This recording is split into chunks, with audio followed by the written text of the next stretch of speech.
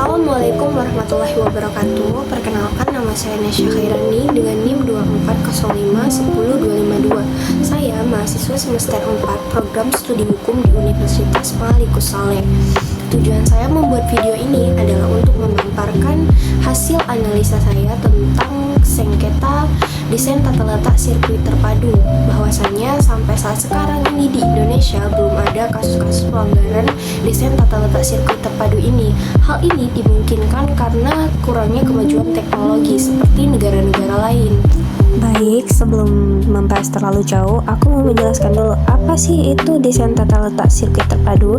Jadi, desain tata letak sirkuit terpadu ini adalah bagian dari hak kekayaan intelektual, yaitu hak eksklusif yang diberikan negara kepada pendesain atas hasil kreasinya untuk jangka waktu tertentu. Desain tata letak sirkuit terpadu ini digunakan dalam berbagai produk elektronik.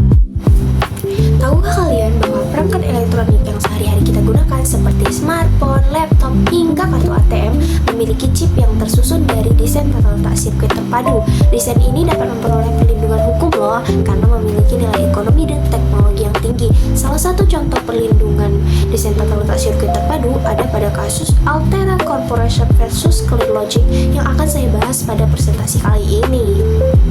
Jadi, kasus ini tuh bermula ketika Altera Corporation menuduh ClearLogic menggunakan desain tata letak chip yang mirip dengan desain miliknya.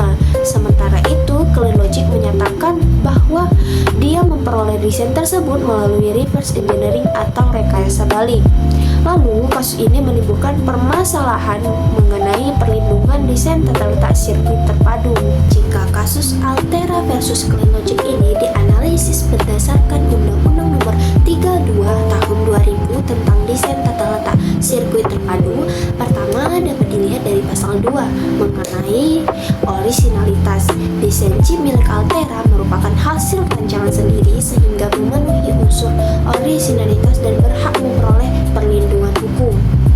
Yang kedua, berdasarkan pasal 8 ayat 1, Altera sebagai pemegang hak DTLST memiliki hak eksklusif untuk menggunakan dan memanfaatkan desain chip tersebut.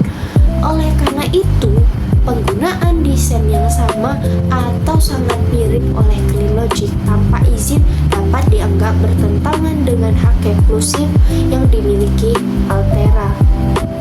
Ketiga, pasal 8 ayat 2 memang memperbolehkan penggunaan desain untuk penelitian atau reverse engineering.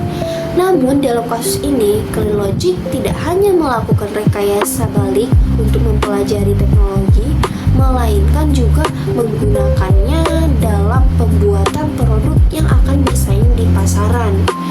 Oleh karena itu, penggunaan tersebut tidak lagi dapat dianggap semata-mata untuk tujuan penelitian. Jadi, menurut analisis saya, kasus Altera versus ClearLogic ini menunjukkan pentingnya perlindungan DTLST untuk menjaga orisinalitas desain, melindungi hak eksklusif, dan memberikan kepastian hukum bagi pemegang hak. Baik, itulah analisa singkat dari saya mengenai kasus pelanggaran desain tata letak sirkuit terpadu